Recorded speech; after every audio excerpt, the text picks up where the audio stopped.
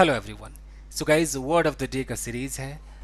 आज का जो वर्ड है दोस्तों, ये मैंने एक न्यूज़पेपर से उठाया है। यहाँ पर लिखा हुआ है ग्रिम।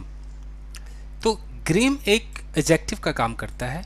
ग्रिम का मतलब हिंदी में लिखा है कि भयंकर या मनहूस, अंग्रेजों के हिसाब से समझते हैं गाइस। यह लिखा है कि अ सिचुएशन और piece of information that is grim is unpleasant, depressing and difficult to accept. यानी कि कोई ऐसी सिचुएशन हो जाए, कोई ऐसी परिस्थिति हो जाए, अगर मैं कहता हूँ कि ग्रिम सिचुएशन है, यानी कि बहुत ही ख़राब है, मनहूस है, वो एक अनप्लेजेंट है, डिप्रेशन में डाल देने वाला सिचुएशन है, डिफ़िकल्ट टू एक्सेप्ट। आप ऐसे सिचुएशन को स्वीकार नहीं कर सकते। मान लीजिए कि बहुत सारे लोगों की डेथ हो रही है, तो ये एक ग्रिम सिचुएशन है। हॉस्पिटल्स में जो हम लोग देख रहे हैं, ये एक ग्रिम सिचुएशन है। तो ग्रिम तो ये हो गया, या तो सिचुएशन होगा या पीस ऑफ इंफॉर्मेशन होगा, कहीं से कोई न्यूज़ मिले, हम कह सकते हैं कि ग्रिम न्यूज़ है, यानी कि ये दुखद न्यूज़ है, अनप्लेजेंट न्यूज़ है, ये डिप्रेसिंग न्यूज़ है। यहाँ लिखा है कि यूज्ड अबाउट अ पर्सन, लेकिन अगर किसी पर्सन को हम कहते हैं ग्रिम, तो है कि वेरी सीरियस, नॉट स्माइलिंग, बहुत ही गंभीर और बिल्कुल जिसके चेहरे पे स्माइल ना हो, ऐसे व्यक्ति के लिए भी हम ग्रिम शब्द का इस्तेमाल कर सकते हैं कि his grim expression, he looked grim, वो ग्रिम दिख रहा था, यानी कि बहुत ही सीरियस दिख रहा था।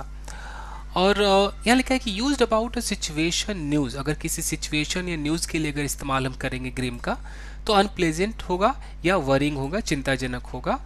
तो ये आपका ग्रिम हो गया। तो अब तक तो समझ गया, एडजेक्टिव है, चाहे वो कोई इंसान ग्रिम हो, कोई न्यूज़ हो या कोई सिचुएशन हो। एग्जाम्पल्स देखते हैं guys.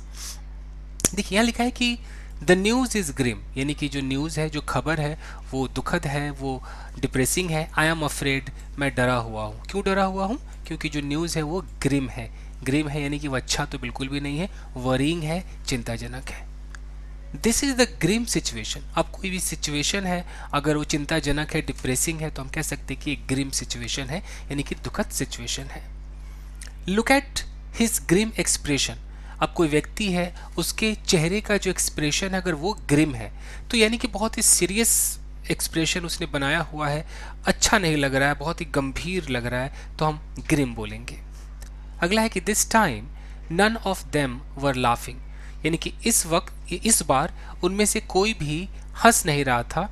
They looked grim and serious, वो बिल्कुल ग्रिम दिख रहे थे, सीरियस दिख रहे थे, यानी कि बहुत ज़्यादा वो, मतलब चेहरे पे वो एक टाइट लुक दे रहे थे, मतलब बहुत ज़्यादा सीरियसनेस था। यहाँ पर सीरियस हालांकि लिखा हुआ है, तो ग्रिम का मतलब ही वही है कि बिल्कुल भी स्माइल फेस पे ना हो, ऐसा वो दिख रहा था। Because the weather is grim, चूँकि वेदर जो है, मौसम जो है वो ग्रिम है, वो अनप्लेजेंट है।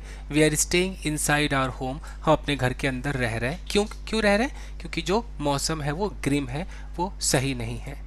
When he lost his job, जब उसकी नौकरी चली गई, हिज फ्यूचर लुक्ड ग्रिम, उसका जो भविष्य है वो ग्रिम दिख रहा था, यानी कि चिंताजनक दिख रहा था। तो आप समझ ही क्या होंगे कि हम ग्रिम कहाँ कहाँ इस्तेमाल कर रहे हैं।